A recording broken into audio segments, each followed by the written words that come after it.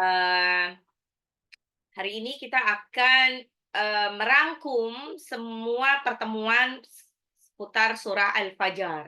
Jadi insya Allah pekan depan itu mulai tanggal 8 mungkin ya, tanggal 8 sampai 21 Januari itu kita mulai cek hafalan ya.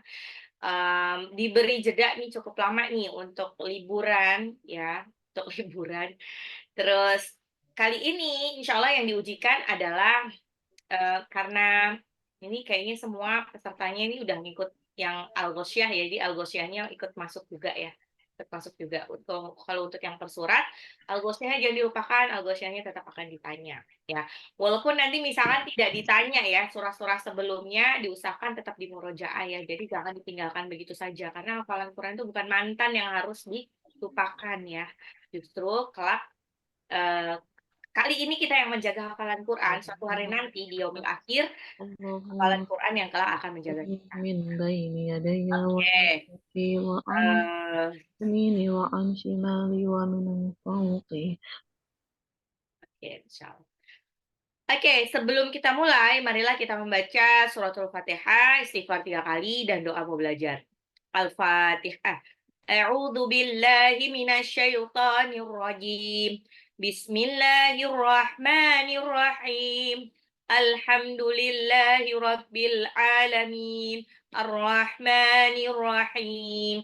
Maliki yaumiddin.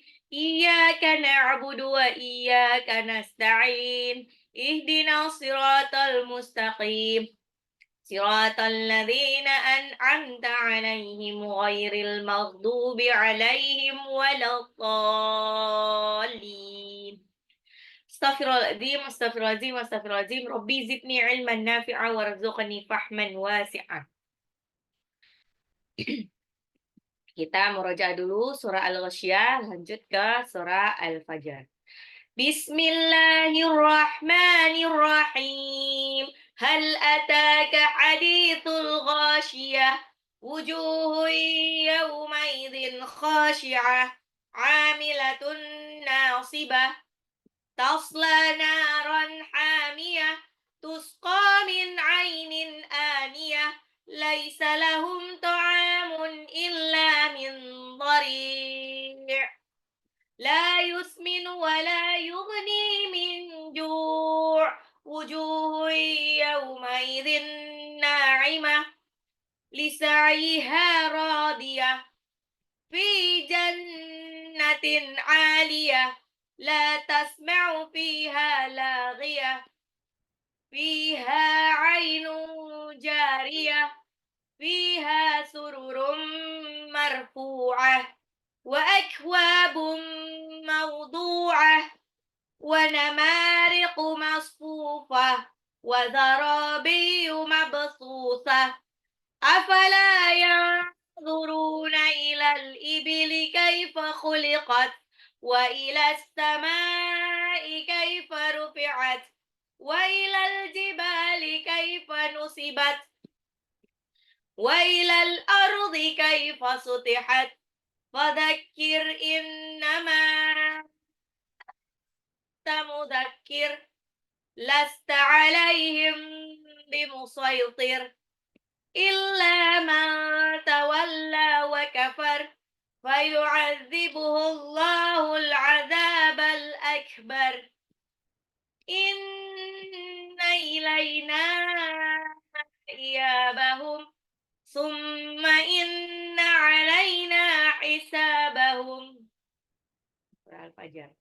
Bismillahirrahmanirrahim. Wal fajr walayalin ashar wasyaf'i wal watr wal laili idza yasr hal fi dzalika qasamul lidhi hijr alam tara kaifa fa'ala rabbuka bi'ad إرم ذات العماد التي لم يخلق مثلها في البلاد وثمود الذين جابوا الصخر بالواد وفرعون ذي الأوتاد الذين طغوا في البلاد فأكثروا فيها fasad. فصب عليهم ربك سوط عذاب إن ربك لبالمرصاد فأما الإنسان إذا ما ابتلاه ربه فأكرمه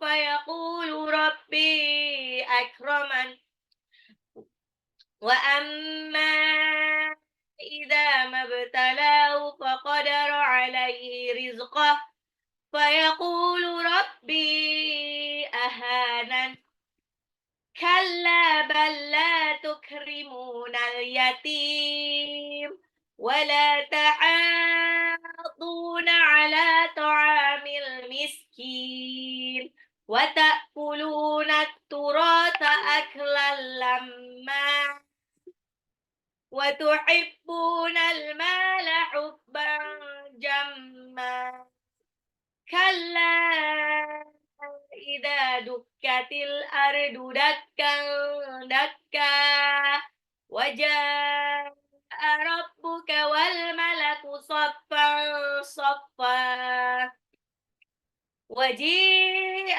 يومئذ بجهنم يومئذ يتذكر الإنسان وأنى له الذكرى يقول يا ليتني قدمت لحياتي فيومئذ لا يعذب عذابه أحد ولا يوثق وثاقه أحد يا أيتها النفس المطمئنة ارجعي إلى ربك راضية مرضية فادخلي في عبادي وادخلي jannati. Alhamdulillah. Kita ulang lagi. Ini rangkuman dari surah Al-Fajr. Jadi Al-Fajr ini adalah surah Makkiyah ya. Dilihat dari isi surat tersebut karena salah satu ciri-ciri surah Makkiyah itu ya, dia isinya pendek-pendek dan isinya itu nggak jauh-jauh tentang hari kebangkitan, hari kiamat, penghuni neraka jahanam, penghuni surga, dan lain sebagainya. Surah Makkiyah diturunkan ketika Rasulullah SAW belum hijrah ke kota Madinah. Ya. Jadi surat Al-Fajr ini setelah surah Al-Ghasyiyah. Ini kalau lihat surat itu dari belakang ya, dari Al-Baqarah ya. Nah, dan ini saling berkaitan. Kalau surah Al-Ghasyiyah berbicara tentang ancaman untuk orang kafir, ancamannya kalau Al-Fajr berbicara tentang the real siksaan untuk orang-orang yang kafir. Di permulaan di permulaan surah, ini dimulai dengan kata wal fajr, demi fajar. Jadi ada dua pendapat di kalangan para ulama tentang makna Al-Fajr. Yang pertama maksudnya adalah Al-Fajr adalah waktu di mana gelapnya malam mulai sirna diganti dengan cahaya yang perlahan mulai keluar. Intinya waktu subuh. Ya. Allah bersumpah dengan Al-Fajr karena merupakan waktu yang sangat penting. Ya. Waktu untuk memulai hari. Pendapat kedua maksudnya Allah bersumpah demi waktu fajar adalah demi sholat fajar atau sholat subuh, ya. Jadi begitu pentingnya sholat subuh sampai dibilang man sholat subhah fahuwa fi ni'matillah. Jadi disebut kata Allah, siapa yang sholat subuh, apalagi barang siapa yang sholat subuh, terutama secara berjamaah, maka dia di bawah penjagaannya Allah. Nah, waktu fajar ini waktu penting buat manusia. Bahkan orang-orang di luar sana, walaupun mereka bukan muslim, tapi sudah mempraktekkan untuk bangun pada waktu fajar. Walaupun mereka bangunnya tidak untuk sholat ya, mereka bangun untuk berdoa, habis itu mereka sudah mulai exercise. Ternyata menurut penelitian, kalau kita bangun di pagi hari dan langsung melakukan aktivitasnya aktivitas ini ya, fisik ya, gerakin badan intinya, itu insya Allah seharian itu dia akan sehat dan lebih bergairah. Jadi insya Allah nggak ngantuk. Beda kalau misalkan kita bangun tapi nggak jelas main handphone atau apa, itu pasti nanti berasanya ngantuk. Walaupun kesannya kita cuman rebah-rebahan doang di atas kasur, tapi tetap aja jadinya ngantuk, ya. Waktu subuh ini adalah waktu yang sangat penting, waktu yang diberkahi. Maka disebutkan orang yang terkaya di dunia adalah mereka yang mengerjakan 2 rakaat sebelum subuh.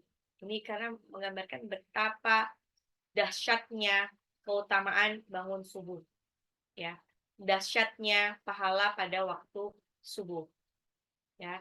Jadi sebagian ulama memberikan alasan mengapa Allah bersumpah dengan waktu fajar, ya karena tadi satu, Allah ingin menunjukkan bahwa hanya Allah yang mengatur alam semesta. Tidak ada yang bisa mendatangkan fajar kecuali Allah. Tidak ada yang bisa menghilangkan kegelapan malam dengan memunculkan fajar kecuali Allah. Yang kedua, karena subuh ini merupakan awal dari kegiatan. Terlepasnya seseorang dari tidur yang merupakan kematian kecil. Jadi, kalau kita sholat subuh, sholat sunnah sebelum subuh ini adalah semacam syukuran. Syukuran, alhamdulillah, akhirnya aku dibangunin lagi. Aku nggak sampai bablas gitu. Karena konon kalau kita tidur itu nyawa kita tuh kayak di keep gitu loh sama di somewhere. Ruhnya itu kayak di keep di somewhere gitu. Dan bayangin kalau nggak dibalikin lagi ya udah bablas. Dan berikutnya karena karena ada hukum syar'i yang dibangun di atas fajar. Apa itu? Awal puasa dimulai pada terbitnya fajar. Nah, waktu sholat subuh juga pada waktu terbit fajar. Nah, Allah juga berikutnya adalah Allah ingin membantah orang-orang kafir Quraisy yang mengingkari adanya hari kebangkitan. Mereka tuh nggak percaya adanya hari kebangkitan. Maka dengan adanya surah Al-Fajr ini, seakan-akan Allah ini ingin menyampaikan kepada mereka kesamaan antara waktu fajar dengan keadaan manusia kelak. Ya, pokoknya nanti itu sebelum kita dibangkitkan pada yaumil akhir itu kan kita semuanya mati. Mati, mati semuanya, kemudian dibangkitkan lagi, mulai dari nol lagi, dan tubuh kita juga baru. Ya, kalau tadinya sudah tua atau sudah hancur-hancur dimakan belatung, tapi akan disempurnakan lagi seperti awal dan bahkan jauh lebih kuat. Ya, balik lagi ke awal kehidupan. Ayat 2, walayalin ashar, demi malam-malam yang 10. Nah, ayat ini dimaksudkan adalah hari-hari 10 Zulhijjah ya, bukan 10 Ramadan. Kenapa? Karena ini adalah surah Makkiyah. Surah Makkiyah itu di Mekah itu belum ada perintah-perintah seperti puasa dan lain sebagainya. Ya, masih bentuk menanamkan tauhid. Seperti kita tahu 10 Zulhijjah, ya 10 Zulhijjah ini adalah uh, hari yang penting bagi umat Islam, terutama bagi mereka yang menjalankan ibadah haji. Ya, disunahkan pada saat itu kita harus memperbanyak ibadah apa aja, mau itu sholat, puasa, zikir, baca Al-Quran, sedekah dan lain-lain. Ya. Wal fajr walayalin ashr wasyaf'i wal watr, demi yang genap dan yang ganjil. Wasyaf'i wal watr, demi yang genap dan yang ganjil. Jadi ada yang menyebutkan yang disebut genap adalah rokaat-rokaat sholat yang rokaat-rokaat genap dari sholat wajib, yaitu rokaat yang 4 rokaat atau 2 rokaat, subuh, zuhur, asyar, isya. Sedangkan yang ganjil adalah sholat maghrib. Ada juga yang menyebutkan bahwa yang maksud genap adalah Yaumun Nahar pada tanggal 10 Zulhijjah. Sedangkan yang ganjil itu adalah hari Arafah tanggal 9 Zulhijjah. Gitu. Nah, ada juga yang menyebutkan yang disebut genap ini adalah berpasang-pasangan. Wasyaf'i wal watr, wasyaf'i demi yang genap atau yang berpasang-pasangan, dan watr yang ganjil. Yang ganjil apa? Yang ganjil adalah satu itu termasuk ganjil. Allah wahid. Selain Allah tidak ada yang tidak ada yang sendiri, tidak butuh orang lain. Semuanya pada dasarnya kalau manusia itu memang makhluk sosial, jadi pasti butuh orang lain. Wallaili idza yasr. Wallaili idza yasr. Wallaili demi malam idza yasr. Apabila telah berlalu. Yasrin. Berlalu. Berlalu. Ini maksudnya adalah yang dimaksud malam di sini adalah malam khusus yaitu pada malam yaitu malam Musdalifah. Ya. Setelah malam itu berakhir maka masuk Yaumun Nahar, 10 Zulhijjah. 10 Zulhijjah ketika ini adalah puncak haji. Puncak haji. Kalau 9 Zulhijjah kita masih di kita. Bayangin aja kita beneran ini kan, beneran haji insyaallah. Pada tanggal 9 Zulhijjah masih berkumpul jemaah haji itu berkumpul di Arafah, maka tanggal 10 Zulhijjah sudah jalan. Sudah siap-siap, sudah berada di Musdalifah. Siap-siap nanti untuk merayakan hari raya Idul Adha ini. Hal fi dzalika qasamul lidzi hijr. Hal fi dzalika qasamul lidzi hijr. Hal fi adakah pada yang demikian itu zalika qasamu terhadap sumpah lidzi hijr bagi orang-orang yang berakal. Berakal. Hal fi dzalika qasamul lidzi hijr. Apakah pada yang demikian itu terdapat sumpah yang diterima bagi orang-orang yang berakal? Sebetulnya hijr itu hijr itu artinya membatasi. Ya, tapi diartikan secara istilah memiliki akal. Kenapa? Karena orang yang berakal, seseorang yang menjaga akalnya akan terbatasi dari melakukan hal-hal yang buruk dengan akalnya. Dia akan membatasi dirinya untuk melakukan hal-hal yang nggak masuk akal. Misalkan dia bersuci dengan air kencing sapi. Gitu. Masuk akal nggak? Nggak masuk akal. Maka orang-orang yang berakal akan meninggalkan itu. Betulnya, orang beriman ini adalah salah satu bukti bahwa dia berakal. Dia memiliki akal yang membuat dia mencegah untuk melakukan hal-hal yang buruk. Gitu. Kalau orang itu berakal, maka dia akan tahu bahwa perbuatan liwat itu untuk gay itu kan bersetubuh tapi lewat belakang itu adalah hal yang bodoh yang nggak masuk akal gitu kan. Maka dia akan hindari. Nah, bagi mereka yang bermaksiat itu nggak mikir lagi. Dia mikir ya udah demi untuk memperturutkan hawa nafsunya mereka. Jadi mereka melakukan. Mereka yang tidak pakai akal yang memperturutkan hawa nafsu, makanya dia memperturutkan hawa nafsu, dia akan fine-fine aja kalau melakukan hubungan incest dengan keluarga sendiri. Naudzubillah min dzalik. Atau dia melakukan dia mencampur minuman ini, mencampur Sprite, soda dengan beragam cairan yang membuat katanya dia bisa nge-fly. Nauzubillah min dzalik, kalau di luar sana ya orang-orang di kampung yang pengen mabuk itu kadang-kadang airnya itu ditambahin apa sih namanya kayak soda, dimasukin panadol, kadang-kadang ditambahin spiritus sedikit. Nauzubillah min dzalik, udah nggak enak sama sekali dan mematikan. Itu kan berarti dia nggak pakai otak. Ya. Alam tara kaifa fa'ala rabbuka bi'ad. Alam tara, tidakkah engkau Muhammad melihat, memperhatikan fa'ala bagaimana kaifa bagaimana fa'ala berbuat rabbuka bi'ad. Alam tara kaifa fa'ala rabbuka bi'ad. Tidakkah engkau Muhammad memperhatikan bagaimana Tuhanmu berbuat terhadap kaum Ad?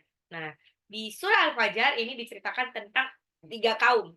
Kaum Ad, kaum Samud, dan kaum Fir'aun. Kaum Ad ini adalah kaum Arab kuno yang diutus kepada Nabi Hud. Ini masih keturunannya kaum Nabi Hud. Nah, kaum Ad ini adalah kaum yang sombong.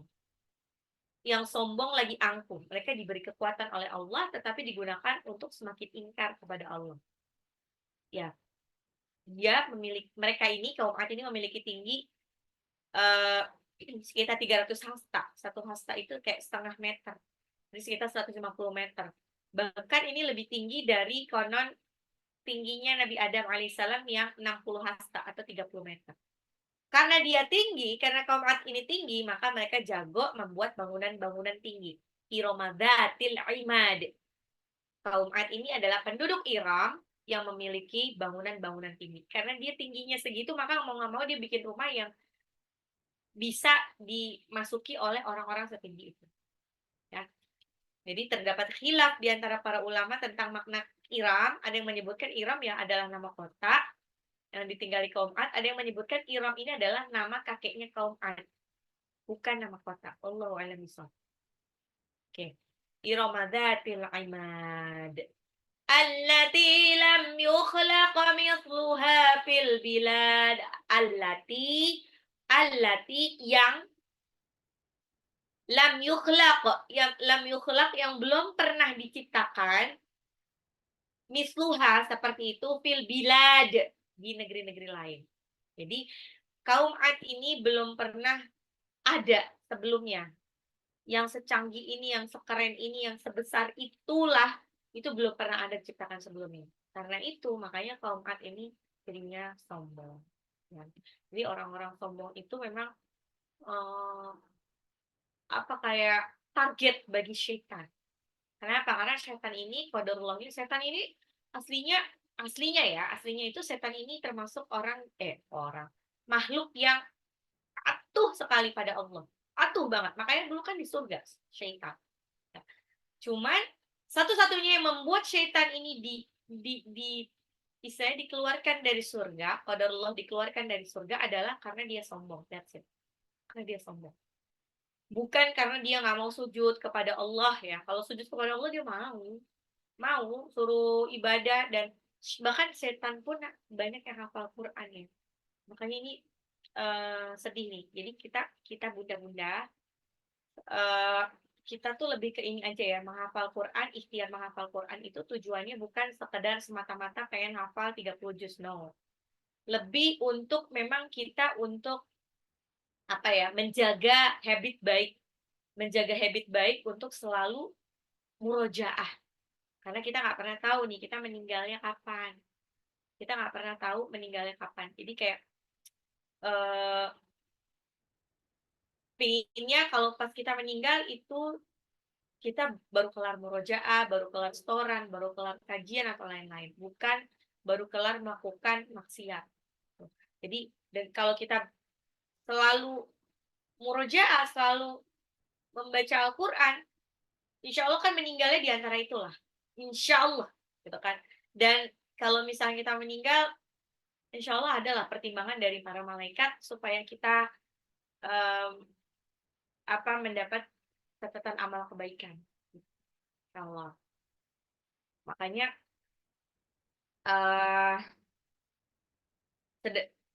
kalau sombong, balik lagi. Di syaitan dan jin itu pun juga sebetulnya banyak di antara mereka yang hafal Quran. Banyak. Ya, mereka tuh juga hafal Quran ya, karena kan Al-Quran ini kebetulan juga diperintahkan perintah di dalam Al-Quran itu untuk tidak hanya untuk manusia, tapi juga untuk jin juga. Manusia dan jin. Jadi perintahnya dalam Al-Quran itu untuk manusia dan jin. Dengan kalau sombong, itu jadi kayak mungkin mengingatkan kisahnya setan ya. Jadi semakin dideketin supaya mereka supaya nanti mereka melampaui batas dan akhirnya mereka nanti jadi bareng-bareng sama dia masuk neraka. Allahu a'lam bishawab. Kaum yang kedua adalah wasamudalladzina jabus sokhra bil wad. Wasamuda, dan kaum Samud ladzina yang jabu memotong sokhra, batu-batu besar, bilwad, di lembah. Wasamudalladzina jabu sokhra bilwad, yaitu mereka melobangi batu-batu besar, yaitu mereka kaum Samud yang memotong batu-batu besar di lembah. Kaum Samud ini nggak kalah keren dari kaumnya kaum Ad. Kaum Samud ini mereka juga jago membuat bangunan-bangunan. Mereka biasa mengukir batu-batu besar untuk dijadikan tempat tinggal mereka. Letaknya dari mana? Ini sekitar Wadi Al-Qura, sekitar 300 kilometer sebelah utara kota Madinah, atau yang disebut Al-Ula. Al-Ula. Qadarullah-nya Al-Ula ini adalah sebagai salah satu tempat wisata di Madinah sana. Karena bilang tadi. Wallahu a'lam bishawab nih, saya juga afwan kalau misalkan saya salah. Kalau berdasarkan pengalaman, berdasarkan ilmu yang saya dapat bahwa Al-Ula ini adalah itu tadi termasuk situsnya kaum Samud. Rasulullah SAW bersabda, ya, disebutkan bahwa la tadkhulu masakinal ladzina zalamu illa an takunu bakin ayusibakum ma asabahum. Janganlah kalian memasuki tempat tinggal orang-orang yang zalim kecuali sambil menangis, karena apa yang menimpa mereka bisa menimpa kalian. Gitu. Jadi kalau mengunjungi tempat-tempat situs-situs yang dia itu dulu bekas umat yang diazab sama Allah tuh nggak boleh sambil misalnya kayak ketawa-ketawa atau selfie-selfie atau gimana lah, kayaknya gembira banget itu ini gitu. Karena takutnya nanti akan menimpa mereka. Ini ada dalilnya. Nah, kalau kaum Ad ini diazabnya dengan angin yang sangat kencang, kaum Samud diazab Allah dengan suara yang memekakan telinga, suara yang menggelegar sehingga rumah-rumahnya itu hancur. Gitu. Nah, qadarullah-nya di Saudi ini jadi itu Al-Ula. Al-Ula itu dibuat menjadi semacam situs pariwisata, situs pariwisata. Dan sebenarnya saya juga bingung ya, bingungnya tuh gimana ya, itu beneran Al-Ula yang itu nggak sih gitu. Karena kalau dari kan banyak ini ya, banyak buzzer-buzzer, banyak influencer Islam yang kebetulan itu kayak apa ya namanya? Kayak mempromosikan, oh ini ula-ula, ini beda loh sama yang Samud dan lain-lain sebagainya gitu. Gitu. Narasi yang mereka sampaikan tuh seperti itu. Tapi saya juga sempat tanya ke beberapa ustadz yang kebetulan memang bermukim di sana, mereka bilang sebetulnya ya memang itu. Memang itu. Cuman ya memang di Arab sendiri pun sudah mulai dibuat apa ya, semenarik mungkin. Makanya kalau ada event-event besar, entah itu lomba-lomba, mau lomba memanah kayak berkuda, bahkan event kemarin tuh konser itu sengaja ditaruhnya di Al-Ula. Karena Al-Ula itu emang keren banget. Keren banget. Tujuannya adalah untuk pariwisata memang, untuk pariwisata. Ya. Sepertinya bangsa Arab dan Arab Saudi dan bangsa-bangsa lainnya itu sudah mulai sadar bahwa kalau namanya bahan bakar fosil itu akan segera habis gitu, bakalan habis. Makanya mau nggak mau harus eh, mencari alternatif gimana pendapatan selain menggunakan bahan fosil. Salah satunya adalah dengan sektor pariwisata. Berikutnya adalah wa fir'auna dzil autad, wa fir'auna dzil autad, wa fir'auna dan Fir'aun dzil autad yang mempunyai pasak-pasak atau bangunan-bangunan besar. Contohnya adalah piramid. Nah, piramid ini adalah salah satu salah satu keajaiban dunia, bangunan keajaiban dunia. Dia tuh sekeren itulah.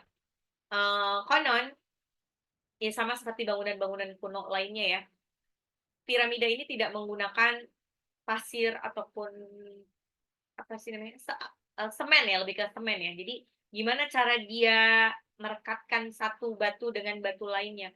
Konon itu menggunakan putih telur. Kebayang nggak sih berapa putih telur yang digunakan saat itu? Itu juga sama seperti konon ya. Karena saya tidak tahu pembuatannya benar-benar, cuman dari baca-baca dan juga kalau guide kalau masih tahu gitu. Itu dibuat apa ditempelinnya tuh pakai putih telur, pakai putih telur. Nggak tahu juga sih, saya belum pernah nyobain gimana apakah benar putih telur itu bisa menempel untuk lem. Bisa.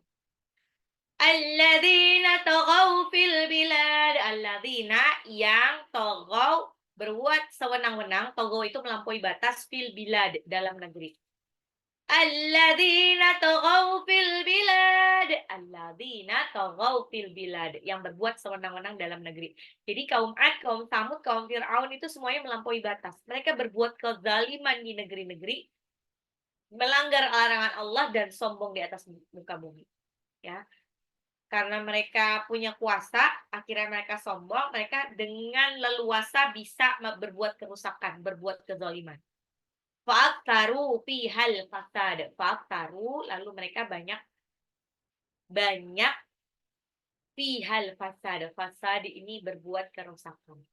Nah, ya, orang-orang yang bisa berbuat kerusakan ya karena dia pasti punya keunggulan lah. At least dia punya kekuatan atau kekuasaan atau duit yang banyak.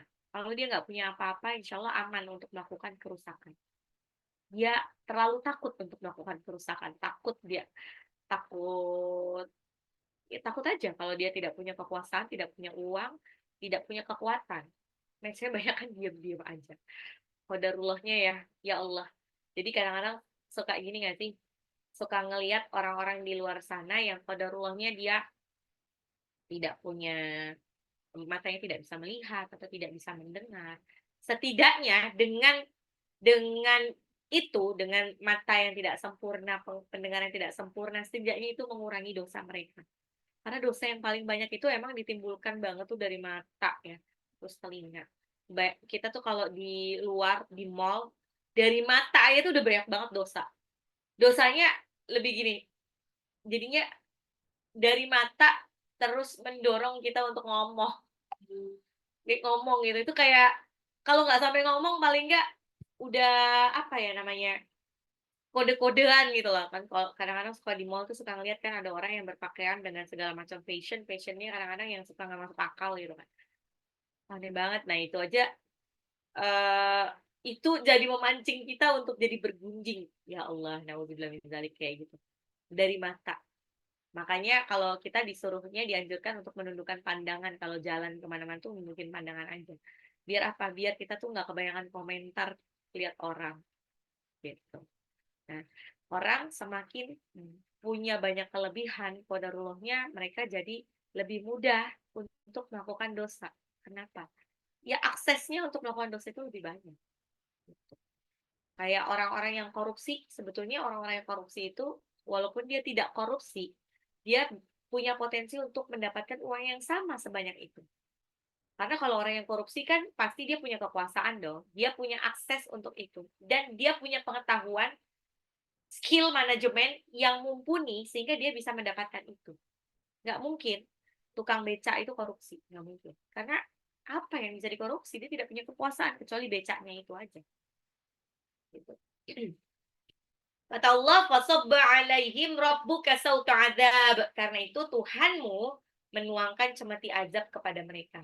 Maksudnya cemeti azab ini adalah walanudhiqannahum minal azabil adna dunal azabil akbari la'allahum yarji'un. Azab yang kecil, azab yang ringan di dunia. Sebetulnya orang-orang yang berbuat maksiat itu Allah udah ngasih azab kok. Orang-orang yang curang atau apa tuh Allah udah ngasih azab kok di dunia. Ya, cuman nggak berasa aja. Ya. Dan azab itu gunanya adalah untuk mengurangi dosa-dosa besar, mengurangi dosa-dosa kita. Supaya nanti kalau di akhirat tuh nggak terlalu berat lah hukumannya. Ya. Jadi kalau kita qadarullahnya saat ini tuh ada ujian apapun itu, istilahnya anggaplah itu sebagai bagian dari Allah menggugurkan dosa-dosa kita.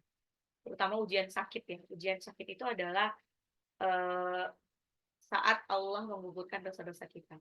Makanya sebetulnya kalau ada orang yang qadarullahnya meninggal setelah melewati sakit yang lama, itu pasti Allah sayang banget loh sama dia. Sayang banget. Kenapa? Karena Allah tuh kayak nggak ikhlas kalau dia kembali kepadanya dalam keadaan masih dosanya masih banyak. Makanya Allah cuci sedikit demi sedikit melalui sakit itu. Gitu. Inna rabbaka labil mirsad. Inna sesungguhnya rabbaka Tuhanmu Inna rabbaka labil mirsad. Sesungguhnya Tuhanmu benar-benar mengawasi. La mirsad. Labil mirsad. Benar-benar mengawasi. Jadi tidak ada satupun yang luput dari pengawasannya Allah. Semuanya diawasin. Makanya nanti pas waktu di akhirat kita akan menyaksikan fa'amma. Kok saya jadi kan? فَمَن يَعْمَلْ مِثْقَالَ ذَرَّةٍ خَيْرًا يَرَهُ وَمَن يَعْمَلْ مِثْقَالَ ذَرَّةٍ شَرًّا يَرَهُ. Maka adapun bagi orang yang melakukan kebaikan atau keburukan seberat zarah akan ditampakkan. Nggak ada yang luput. Ayat 15. فَأَمَّا الْإِنسَانُ إِذَا مَا ابْتَلَاهُ رَبُّهُ فَأَكْرَمَهُ وَنَعَّمَهُ فَيَقُولُ رَبِّي أَكْرَمَنِ. 16-nya.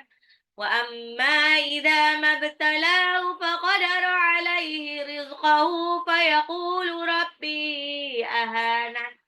Maka adapun manusia apabila Tuhan mengujinya lalu memuliakannya dan memberinya kesenangan, maka dia berkata Tuhanku telah memuliakanku. Namun apabila Tuhan mengujinya lalu membatasi rizkinya, maka dia berkata Tuhanku telah menghinakanku. Jadi tipikal orang-orang kafir di luar sana, nggak cuma orang kafir ya, tapi orang kufur juga. Orang kufur itu yang tidak bersyukur nikmat, itu ngerasa kalau dia lagi ditimpa musibah itu ngerasanya kayak nih Allah nih kayaknya lagi marah nih sama aku, nih Allah lagi menghina aku gitu. Segitunya banget gitu kan. Eh, Padahal kalau dalam konsep keimanan, diuji kesenangan ataupun kebahagiaan, kesenangan atau kebahagiaan itu sama-sama ujian. Demi Allah sama-sama ujian. Cuman memang orang lebih berasa kalau diuji kesedihan, kesakitan. Mereka lupa bahwa kesenangan, kesehatan, atau kecantikan itu adalah bagian dari ujian juga. Ya, ujian. Dan nanti setiap orang itu akan dimintai pertanggungjawabannya. Dimintai pertanggungjawaban dari segala hal yang diberikan sama Allah. Apakah ketika dia dikasih kesehatan, dia menggunakan kesehatannya dengan baik? Misalnya pas waktu kesehatan, waktu dia sehat, dia gunakan tubuhnya yang sehat, raganya yang sehat itu untuk melangkahkan kaki ke majelis.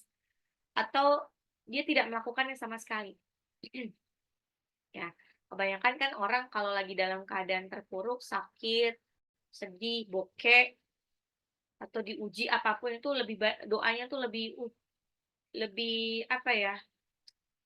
Kayak lebih banget gitu doanya gitu kan dibandingkan kalau lagi senang-senang aja gitu. Padahal seharusnya walaupun kita lagi senang itu jangan lupa untuk berdoa. Doanya supaya apa? Ya doa sebagai salah satu bentuk syukur.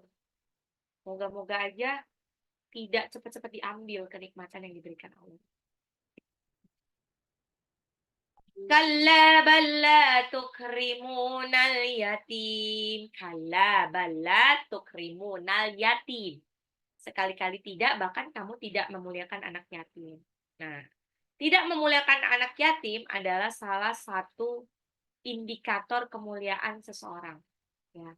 Seseorang yang kafir, seseorang yang tidak percaya, tidak beriman kepada Allah itu menganggap bahwa eh harta yang didapatkannya itu hasil hasil dari kerja kerasnya. Jadi dia tuh kayak males saja kalau hartanya itu kurang untuk sesuatu yang tidak menguntungkan buat dia. Ya. Jadi kan kalau dia memulakan anak yatim kan biasanya duitnya berkurang banyak ya. Jadi kayak dia males untuk melakukan itu karena aduh udah capek-capek cari duit masa duitnya dibuang-buang aja. Gitu. Terus wala tahadduna ala ta'amil miskin, wala tahadduna ala ta'amil miskin, dan kamu tidak saling mengajak mereka memberi, dan kamu tidak saling mengajak memberi makan orang miskin. Ya, jangankan memberi makan orang miskin, memberi makan orang yang tidak miskin saja, memberi makan orang yang tidak benar-benar kelaparan aja itu pahalanya udah banyak. Makanya keren banget nih. Jadi kalau mau ada sedekah yang paling wow, salah satunya adalah traktirlah teman solehah kamu. Apalagi kalau lagi ngaji gitu kan. Apalagi kayak even itu cuman satu makanan kecil ya, pisang goreng atau apa itu ngasih makan orang-orang yang sedang hafalan Quran. Insya Allah setiap ayat yang dihafalkan pada hari itu, setiap orang itu dia akan dapat pahala jariah, dapat pahalanya. Kalau dari jamuannya itu hafalan itu sampai sampai nanti-nanti, sampai 10 tahun ke depan atau sampai mati, maka pahalanya akan terus ngalir sampai nanti-nanti. Gitu, Masya Allah. Makanya jangan jangan apa ya, jangan sayang-sayang kalau untuk yang ada hubungannya dengan Al-Quran. Jadi biar kita kecipratan pahalanya. Wa ta'kuluna turatha aklan lamma wa ta'kuluna, sedangkan kamu memakan turatha. Turatha itu harta warisan aklan lamma, dengan cara mencampur baukan yang halal dan yang haram. Ya. Jadi di sini Allah menegaskan hati-hati dengan harta warisan. Harta warisan ini bahkan ada kitabnya tersendiri ya, maksudnya kitab waris gitu. Itu biar kita tuh tahu bagaimana cara membagi warisan yang benar. Cara membagi warisan yang benar itu kan ada hitung-hitungannya kan. Bahwa laki-laki memang jauh lebih banyak daripada perempuan. Dan itu ada hitung-hitungannya. Kalau sudah dibagi, oh dan satu lagi, harta waris itu hanya diberikan untuk mereka, untuk anak-anak mereka yang lahir di dalam pernikahan. Jadi kalau dia hamil anak itu di luar pernikahan, maka dia sampai kapanpun tidak akan mendapat warisan dari orang tua kandungnya, orang tua yang melahirkannya itu. Jadi paling dapatnya hibah ya. Kalau hibah nggak apa-apa, tapi kalau warisan tuh nggak dapat. Kalau misalkan tetap dikasih warisan maka dosa, dosa semuanya. Orang tuanya terdosa, saksi-saksi yang mendengarkan itu juga dosa. Gitu. Ya. Jadi warisan itu kayak benar-benar apa ya, benar-benar yang dianggap penting sekali. Nah, makanya hati-hati, jangan sampai kita putus sama saudara hanya karena warisan. Hanya karena warisan. Dan apakah kita pantas untuk mengingatkan saudara kita? Jadi gini, bedakan antara merebut dan mengingatkannya. Kalau saudara yang baik harus mengingatkan bahwa misalkan eh, apa namanya, sering ya kalau di masyarakat kita ya, bahkan kalau salah Agung Podomoro apa ya, dia tuh setelah orang tuanya meninggal itu terjadi perebutan warisan ya, karena menggiurkan sekali kan. Terus akhirnya nah eh, di kehidupan nyata itu juga sering, jadi kayak misalkan sudah dibagi-bagi terus dia merasa memiliki warisan itu gitu kan, padahal itu mungkin punya kakaknya atau punya adiknya atau siapalah yang tidak punya kuasa gitu, akhirnya diambil juga. Hati-hati kalau nanti setiap butir misalkan itu buah atau padi, setiap butir padi yang dimakan dari sawah warisan punya orang yang diambil alih, itu akan dosa. Itu akan dosanya tuh banyak. Makanya bagusnya adalah meskipun misalkan Bunda ini nggak butuh-butuh amat warisan itu, tetap harus diingatkan. Harus diingatkan ya mereka ya. Eh, karena apa? Itu adalah salah satu bentuk kasih sayang kita kepada mereka supaya mereka ini tidak tidak diazab Allah. Nanti di neraka mereka tidak kesulitan gitu. Atau kalau perlu tidak tidak sampai masuk neraka gitu. Karena tidak karena dia istilahnya mencaplok harta warisan orang itu. Wa tuhibbunal mala hubban jamma, dan kamu mencintai harta dengan kecintaan yang berlebihan. Wa tuhibbunal mala hubban jamma. Salah satu sifat umum orang kafir adalah mereka mencintai harta. Kenapa? Karena wa atharul hayatad dunya. Karena mereka lebih mementingkan, mengutamakan kehidupan dunia. Kehidupan dunia lebih menjanjikan bagi mereka dibandingkan kehidupan akhirat. Karena kehidupan akhirat dianggapnya nanti ya nanti aja. Hidup cuma sekali. nanti kalau udah mati ngapain dong gitu kan. Dia pikir setelah mati ya udah mati aja, padahal setelah mati itu akan ada kehidupan yang jauh lebih panjang daripada kehidupan sebelum mati. Kalla idza dukkatil ardu dakkan dakka, sekali-kali tidak apabila bumi digoncangkan berturut-turut. Ya. Jadi tobatnya mereka itu akan useless apabila bumi sudah digoncangkan. Nggak ada lagi kesempatan buat mereka bertobat. Begitupun apabila idza balaghatil hulqum, apabila nyawa sudah sampai ke kerongkongan, itu tidak ada lagi. Ya. Wajaa rabbuka wal malaku saffan saffa, dan datanglah Tuhanmu sedang malaikat berbaris-baris. Ya. Jadi pada waktu di padang mahsyar matahari berjarak hanya 1 mil dari kepala mereka dan berlangsung dalam waktu yang sangat lama. Persidangan akan ditegakkan setelah Allah mengabulkan syafaat uzma dari Nabi Muhammad SAW. Jadi enak nih kalau Muslim, insya Allah akan banyak dapat syafaat. Pertama, antriannya duluan, privilege duluan. Padahal kita kan akhir zaman kan, umat akhir zaman, tapi diduluin. Ya. Terus nanti pas pas waktu kita antri di padang mahsyar, kita juga dapat minuman tuh, minuman welcome drink berupa air dari telaga Kautsar. Untuk apa nih? Untuk mereka-mereka yang tidak hanya beriman kepada Allah, tapi juga beriman kepada Rasulnya, menjalankan segala perintah sesuai dengan Al-Quran dan hadis. Ya, sering sholawat. Nah, makanya nih, bunda-bunda nih jangan keseringan selawat semuanya cuma buat untuk mendapatkan barang. Salawat mau dapat iPhone 15, terus selawatin deh, selawatin gitu. Mau dapat mobil, selawatin, even mau dapat sepatu aja selawatin. Nanti kita nggak ada sisanya itu buat apa? Buat syafaat di akhirat. Padahal yang paling penting adalah syafaat di akhirat. Jadi kalau misalkan kita selawat, banyakinlah niatnya itu adalah buat di akhirat nih. Selawat iseng-iseng gitu kan, lagi gabut, selawatan gitu. Tujuannya biar apa? Biar nanti insya Allah ditolong sama Rasulullah nanti pas waktu kita bertemu di padang mahsyar. Enak kan? Itu kan panas banget, terik banget. Kalau kita misalkan porsinya orang nih standarnya Muslim cuma dapat 1 gelas, kita dapat free flow drink. Nah, enak banget. Ayat 23, waji'a yawmaidzin bijahannam yawmaidzin yatadzakkarul insanu wa anna lahu dzikra. Pada hari itu diperlihatkan neraka jahanam.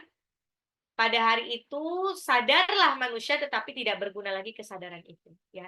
Tidak berguna lagi kesadaran pada waktu sesudah hari kiamat. Udah too late. Sudah too late. Jadi siap-siap aja langsung udah ya, makanya itulah kenapa pada waktu di padang mahsyar orang-orang menunduk malu semuanya. Nah, apalagi setelah dia mendapatkan catatan amal dari tangan kiri atau belakang punggungnya. Nauzubillah min dzalik. Mengerikan sekali. Udah ya kalau nggak mau itu udah pertanda dia masuk neraka kan. Jadi kayak udah nggak bisa berkelit lagi. Yaqulu ya laitani qaddamtu li hayati. Dia mengatakan alangkah baiknya sekiranya dahulu aku mengerjakan kebajikan untuk hidupku. Nah ini, para pelaku maksiat nanti mereka pas waktu di yaumil akhir itu pada nyesel senyesel-nyeselnya. Kenapa? Mereka nggak menyangka hari kiamat itu ada. Ternyata beneran ada. Makanya banyak dari mereka yang mau pengen pengen dibalikin ke dunia. Biar apa? Biar mereka masih sempat untuk melakukan amal soleh. Nah, itu ada di surah Sajadah. Surah 32. Walau taro idil mujrimuna nakisu ru'usihim 'inda rabbihim Rabbana absorna wa sami'na farji'na na'mal salihan inna muqinun.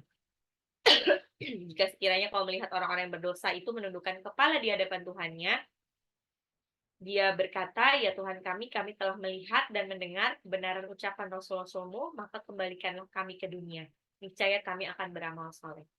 Kenapa orang-orang yang udah mati pengen dibangkitkan lagi, tapi untuk beramal saleh, bukan untuk sholat, bukan untuk puasa, atau lain sebagainya. Karena amal saleh ini efeknya ini domino, punya efek domino. Setiap dia melakukan kebaikan, tidak hanya dia mendapatkan pahala langsung dari Allah, juga dapat kayak transfer pahala dari orang-orang yang ditolong, transfer doa dari orang-orang yang ditolong. Orang-orang yang ditolong itu mau nggak mau, walaupun nggak usah didikte doain ya, pasti dia akan mendoakan yang baik-baik ke kita, pasti. Ya, kayak kita ngasih permen ke teman solehah aja, cuma dikasih permen doang, harganya berapa, bilangnya jazakillah khair, semoga Allah membalas kebaikan. Apa balasan kebaikan yang paling indah? Ya surga. Itu kan berarti keren banget, cuma dikasih permen aja kita didoain masuk surga sama teman kita. Masya Allah. Jadi tidak ada kebaikan yang percuma. Sekalipun kita melakukan kebaikan itu kepada orang kafir, kepada anjing, kepada orang jahat atau apapun, tidak ada kebaikan yang sia-sia. Kebaikan itu akan kembali lagi ke kita. Pasti kembali lagi ke kita. Seburuk-buruknya orang, kalau dia tuh tidak lupa melakukan kebaikan, pasti akan kembali ke dia. Ya, kita sering mendengar cerita-cerita di luar sana, penjahat kelas kakap, misalnya kayak siapa ya? Dulu ada Budiman, siapa yang dihukum mati di penjara, itu udah pengedar narkoba kelas berat lah. Wah, pokoknya mafia lah. Tapi dia dikenal baik di masyarakatnya. Jadi kayak Robin Hood, dia tuh selalu suka ngasih sedekah dan lain sebagainya lah gitu. Qadarullahnya mungkin orang-orang yang ditolong itu ngerasa terbantu banget dan mendoakan yang terbaik untuk dia. Apa yang terjadi? Semua doa-doa baik itu nyampe ke langit dan Allah ijabah. Ijabahnya dengan apa? Sebelum akhir hayatnya, Allah balikkan hatinya sehingga dia hatinya jadi melembut dan menerima kebenaran, akhirnya hijrah, tobat. Benar-benar tobatan nasuha. Di akhir-akhir hidupnya, dia tuh sudah menjadi orang yang soleh banget.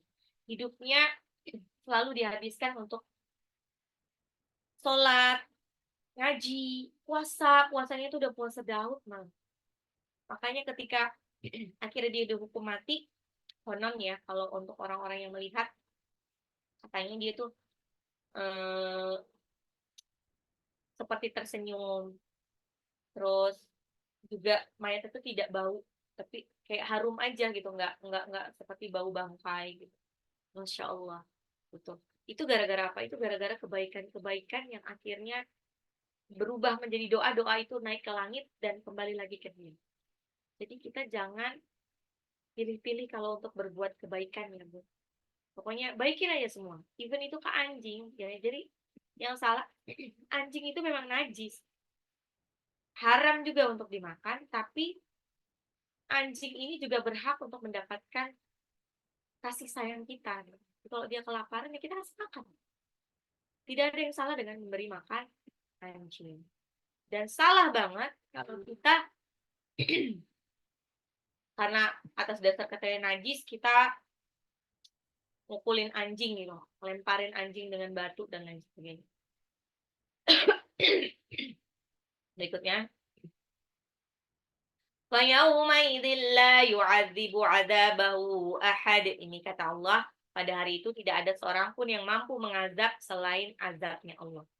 وَلَا يُوثِقُ وَثَاقَهُ أَحَدٌ. Dan tidak ada seorang pun yang mampu mengikat sekuat ikatannya Allah. Jadi kalau ada azab, separah-parahnya azab adalah azab di akhirat. Cobaan kita di dunia ini tidak ada seberapanya dengan azab kita di akhirat. Ya, jadi jangan mengeluh. Jadi setiap orang pasti akan diberikan ujian ya. Ujian itu mungkin memang bagian dari Allah alam azab kita di masa lampau. Jadi nikmati aja ujian itu. Dengan begitu itu akan mengurangi dosa-dosa kita. Ya. Jadi pokoknya insya Allah sudah janjikan. Barang siapa yang bersabar, maka dia akan mendapatkan buah dari sabarnya. Dan inna ma'al usri yusra wa inna ma'al usri yusra. Sesungguhnya bersama kesulitan Allah berikan kemudahan. Jadi bersama ya. Jadi pada waktu Allah memberikan ujian, sebetulnya pada saat yang bersamaan Allah sudah memberikan solusinya. Cuman kita nggak tahu aja. Ya ayyatuhan nafsul mutmainnah. Wahai jiwa yang tenang. Ya ayyatuhan nafsul mutmainnah. Ini kayak panggilan sayang Allah kepada orang-orang beriman. Wahai jiwa yang tenang. Irji'i ila rabbiki radiyatan mardiyah. Kembalilah kepada Tuhanmu dengan ridho dan diridhoi. Siapa yang ridho? Yang ridho kita. Karena ternyata balasannya wow banget. Beyond expectation. Benar-benar luar biasa balasannya, indahnya. Mardiyah dan diridhoi. Siapa yang meridhoi? Yang meridhoi adalah Allah. Pokoknya sama-sama ridho saat itu. Fadkhuli fi ibadi, lalu masuklah ke dalam golongan hamba-hambaku, wadkhuli jannati, dan masuklah ke dalam surga. Insyaallah, tabarakallah. Selesai. Bentar. Oh, ada banyak pertanyaan.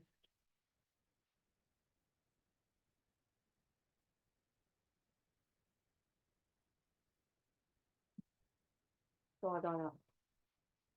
Ini agak berat nih pertanyaannya. Kalau ada ibu mertua menikah dengan mantan menantu yang sudah bercerai dengan anaknya, apakah boleh? Terus kalau lahir anak dari pernikahan itu, apakah sah? Dan apakah anak itu berhak mendapatkan hak waris? Ya, walaupun anaknya sah secara hukum negara. Intinya itu anak bisa mendapatkan hak waris apabila itu nikah, anaknya itu di dalam pernikahan ya, maksudnya hamilnya di dalam pernikahan. Intinya gitu, walaupun itu nikahnya syiri atau pakai surat-surat, tetap aja yang penting sudah nikah dulu, hamilnya sudah nikah dulu, maka itu sudah anak kandung yang mewarisi apa namanya?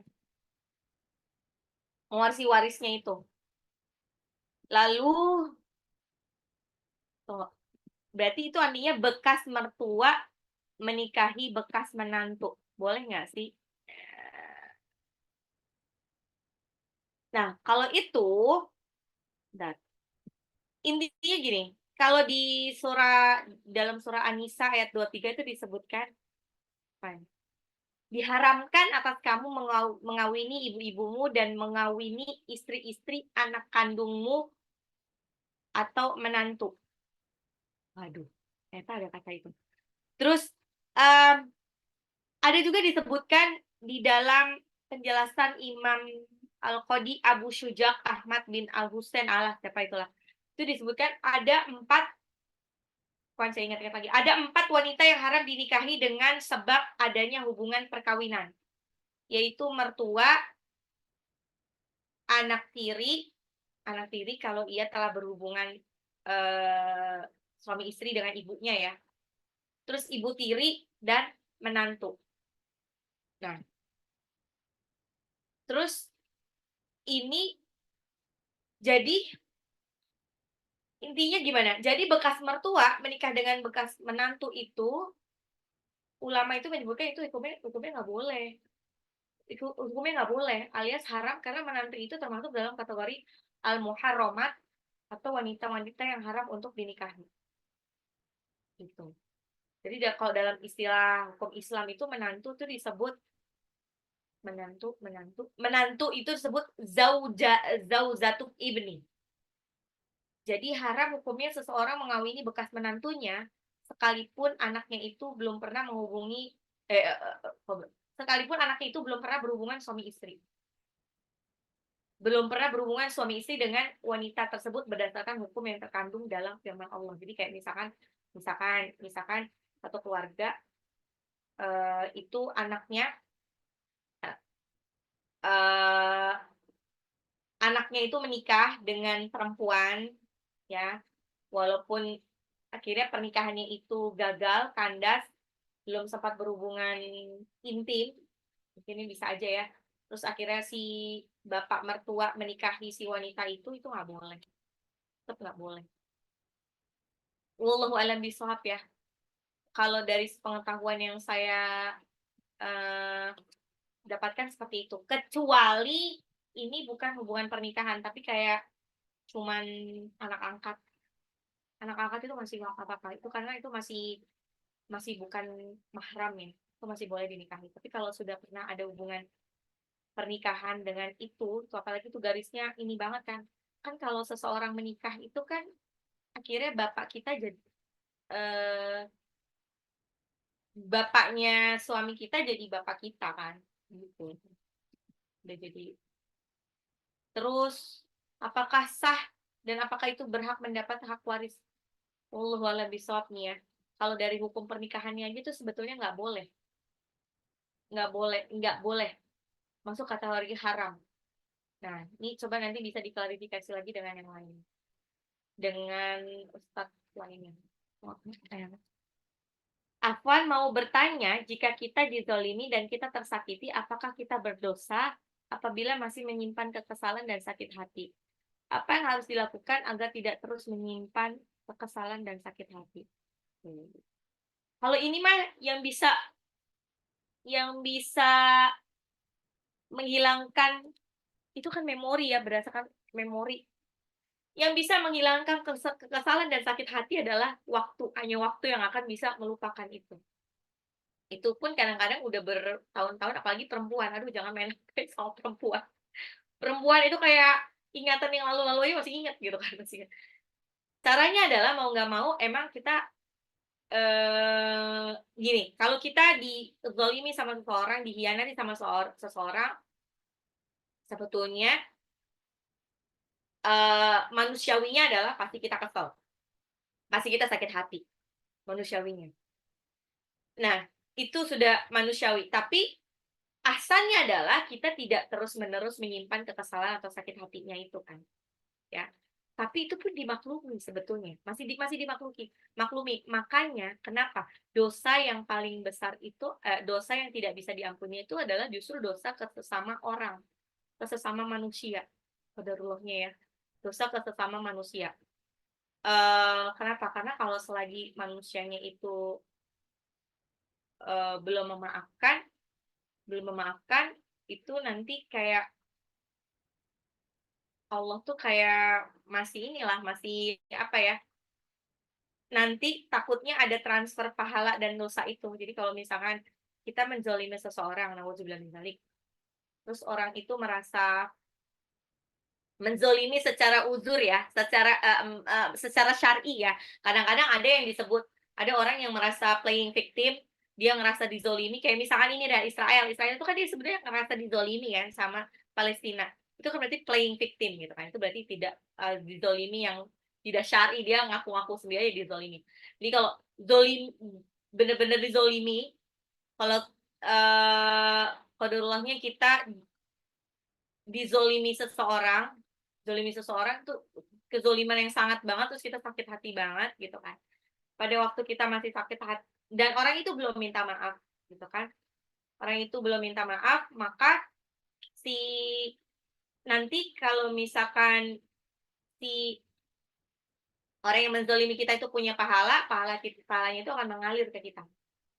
Kalau ternyata orang yang menzolimi kita itu tidak punya tabungan pahala sama sekali, maka dosa kita bisa kita transfer ke orang yang menzolimi kita. Gitu. Jadi sebenarnya konsepnya seperti itu. Jadi sampai selesai dulu urusan dengan manusia. Gitu. Tapi kalau misalkan orang itu sudah minta maaf tuh kita tidak memaafkan, nah itu yang salah. Jadi kayak nanti kita yang akan dimintai pertanggungjawaban sama Allah, sudah minta maaf kok kita nggak mau memaafkan. Maafkan berarti itu kan sombong kan.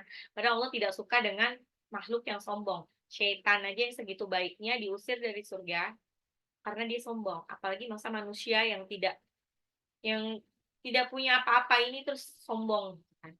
Nah, jadi kalau tidak memaafkan. Nah, terus bagaimana kalau kita tidak masih menyimpan kekesalan dan sakit hati? Itu lebih ke gini sih, hanya waktu yang akan melupakan. Benar-benar hanya waktu yang akan melupakan gitu kan. Caranya gimana? Kalau kita tidak berhubungan secara dekat banget dengan orang itu, lebih baik hindari aja dulu. Kasih jeda. Menghindari itu bukan berarti memutuskan silaturahmi, tapi lebih ke ini aja, lebih apa, kayak menjaga jarak. Takutnya nanti akan saling menyakiti lagi kalau kita masih berdekatan, ya. Makanya lebih baik jaga jarak aja dulu, jaga jarak. Terus, kalau sudah, apa namanya, kalau sudah netral, seiring dengan waktu pasti Allah akan lupakan kok. Kadang-kadang mungkin tidak akan lupa 100%, tapi rasa sakitnya yang sudah lupa. Masih ingat kejadiannya, tapi rasa sakitnya yang lupa, gitu aja. Jadi kayak, ya biasa aja gitu kan, biasa aja. Lebih kayak gitu. Jadi, intinya adalah lebih, kalau tidak berhubungan secara dekat, mendingan hindari aja dulu, jaga jarak. Tapi bagaimana kalau orang yang menyakiti itu adalah misalkan suami kita sendiri, pasangan hidup kita sendiri. Nah, ini dilihat lagi, yang disebut menyakiti, nyakitinya kayak mana nih? Apakah dia menurut uzur syar'i sudah boleh meminta bercerai? Jadi, yang masuk uzur syar'i itu apa untuk minta bercerai? Misalkan qadarullahnya si laki-laki ini eh gara-gara sering mabuk, dia jadi sering memukuli istrinya. Itu kan udah uzur syar'i ya. KDRT itu sudah merupakan uzur syar'i untuk meminta cerai. Ya, karena KDRT itu kayak semacam ini jadinya, semacam apa ya, toksik. Takutnya nanti akan eh, ber berbalik ke anak-anaknya, jadi menganggap bahwa apa yang dilakukan itu adalah suatu kelaziman. Kira dia, si anak akan menjadi pelaku KDRT berikutnya nanti. Wallahu a'lam bishawab. Terus, atau si suami ini keluar dari agama, itu kan berarti sudah beda agama ya. Kalau beda agama udah berarti udah diharamkan pernikahannya, jadi minta cerai tak apa. Terus kalau misalkan dia melakukan kesalahan menyakiti hati kita karena sesuatu yang misalkan apa misalkan selingkuh misalkan, itu bikin sakit hati. Oke, kita lihat dulu selingkuhnya seperti apa. Kalau misalkan si suami itu seling kadang-kadang beda nih, yang disebut selingkuh sama poligami itu beda ya. Kalau selingkuh itu berarti kan dia memang tidak ada pernikahan sama sekali. Kalau poligami, dia mungkin ya karena dia sudah menikah lagi. Dan sebetulnya kalau di dalam hukum Islam, di dalam Al-Quran, laki-laki emang boleh poligami kan, dengan syarat tertentu. Dan ingat, poligami itu tidak semudah itu bagi laki-laki, karena ada banyak yang perlu dimintai pertanggungjawaban nanti kan, gitu. Istilahnya dia sholatnya aja belum benar, tau-tau udah poligami. Dia ngaji aja belum benar, tau-tau udah poligami. Berarti kan dia mengabaikan yang wajib demi untuk sunnah gitu. Padahal tingkatannya kita harus mengerjakan yang wajib dulu, baru yang sunnah. Nah, kalau misalnya si laki-laki itu dia berselingkuh, benar-benar berselingkuh, zinah tanpa pernikahan, uh, insya Allah itu sudah boleh meminta cerai. Berarti kan dia sudah jadi pezina kan. Padahal laki-laki baik-baik hanya untuk perempuan baik-baik. Begitupun laki-laki buruk hanya untuk perempuan yang buruk. Tapi kalau misalkan dia sebenarnya tidak selingkuh, tapi menikah lagi. Karena satu sebab dia harus menikah lagi gitu kan. Jadi itu sebetulnya adalah tidak masuk udzur syar'i untuk meminta cerai. Ya. Terus gimana gitu? Kita lihat aja dulu. Sebagai perempuan ya itu dia kan ada, tidak bisa, seorang perempuan itu tidak bisa masuk surga kalau kalau dia meminta cerai tanpa udzur syar'i. Kita lihat dulu. Karena pada dasarnya poligami itu kan sudah memang bukan dianjurkan. Exit point, emergency point, ya, yang itu dibolehkan sama Allah, tapi dengan berbagai macam pertimbangan maksudnya pertimbangan yang sulit bagi laki-laki. Jadi kayak banyak laki-laki itu malah sulit untuk masuk surga kalau dia berpoligami. Kenapa? Karena ada banyak hal yang harus dimintai pertanggungjawaban kan. Nah, bagaimana dengan kasus seperti itu? Nah, ini intinya balik lagi ke si istri. Istrinya ini gimana?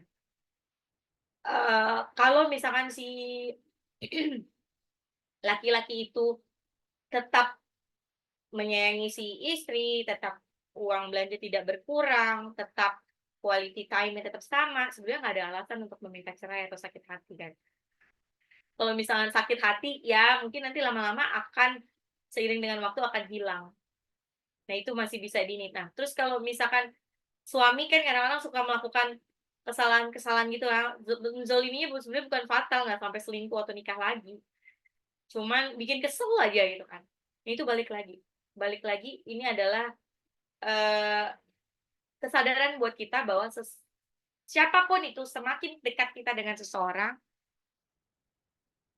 itu akan semakin kita lebih mudah tersakiti. Orang-orang yang menyakiti kita itu justru karena mereka memang terlalu dekat sama kita. Kalau kita eh, sahabatan sama orang kan biasanya yang terlalu bersahabat sama kita kan ngomongnya lebih belak-belakan dibandingkan sama orang yang belum kenal banget gitu kan. Potensi untuk friksi perseteruan itu akan lebih banyak dibandingkan sama yang enggak dekat gitu kan. Nah itu ini aja, jadi lebih ke ya kalau emang deket banget nggak bisa dihindari, kalau teman kan masih bisa dihindari, kalau deket banget misalkan suami kan nggak bisa dihindari, ya mendingan komunikasikan, komunikasikan atau ngomong lah kan, kalau suami kan nggak bisa dihindari sama sekali kan, sehingga bisa setidaknya kalau marah diem aja dulu, diem dulu. Biasanya kalau udah diem, kalau Rasulullah mencontohkan ketika kita marah apa yang mesti dilakukan, kalau kita marah kita wudhu. Kalau kita marah dalam keadaan berdiri, duduk. Kalau duduk masih berasa marahnya, tidur, tinggal tidur. Nanti insya Allah akan hilang. Kalau masih nggak hilang juga, ya itu minta berdoa aja sama Allah, semoga Allah mudahkan untuk menghilangkan rasa marah itu. Rasa marah itu sebetulnya juga ditimbulkan sama setan. Jadi ada setan khusus yang tujuannya untuk menggosok-gosok kita supaya kita marah. Sebetulnya hal itu tidak terlalu tidak sepele gitu, tapi Allah syaitan yang menggosok-gosok supaya kita marah. Begitupun rasa benci. Rasa benci itu secara manusiawi benci memang ada, tapi kalau sampai berkelanjutan itu sudah dibantu sama setan. Dendam segala itu udah dibantu sama setan. Nah, banyak-banyak istighfar. Insya Allah Allah akan menghapuskan dosa-dosa kita dan akan melembutkan hati kita. Biar mudah gitu untuk apa ya namanya, memaafkan orang lain. Gitu. Oke, Bunda, ada pertanyaan lagi kah? Oke, Masya Allah. Berarti kita ujiannya nanti dari mulai tanggal 8 sampai 21 Januari ya. Afwan, ini kebanyakan kayaknya semuanya sudah ikut yang Al-Ghosyah juga. Kayaknya cuma ada satu yang belum ikut Al-Ghosyah ya. Kalau ini insya Allah pertanyaannya dari Al-Ghosyah juga ya. Ya, untuk yang tersurat. Saya sampaikan lagi, selagi kita masih hidup, jagalah hafalan kita. Jaganya dengan apa? Dengan murojaah. Kali ini kita yang menjaga hafalan kita, suatu hari nanti jaga hafalan-hafalan kita itu yang kelak akan menjaga kita di akhirat. Gitu. Ya. Oke, baiklah. Oh iya, nanti juga ada quizy ya, tapi baru saya share nanti pekan depan insya Allah. Oke, baiklah. Kalau tidak ada pertanyaan, marilah kita tutup pengajian hari ini dengan baca hamdalah. Alhamdulillahirrahmanirrahim. Dan doa penutup majlis, subhanakallahumma wa bihamdika, asyhadu an la ilaha illa anta, astaghfiruka wa atubu ilaik. Astaghfiruka wa atubu ilaik. Yang benar datangnya dari Allah, yang salah datangnya dari saya sendiri. Mohon maaf lahir dan batin. Wabillahi taufiq wal hidayah. Wassalamualaikum warahmatullahi wabarakatuh. Waalaikumsalam warahmatullahi wabarakatuh. Syukran Ustazah. Terima kasih Bu Ustazah. Bertemu tahun depan. Bismillah Ustazah. Mana? Ya, gerimis banget.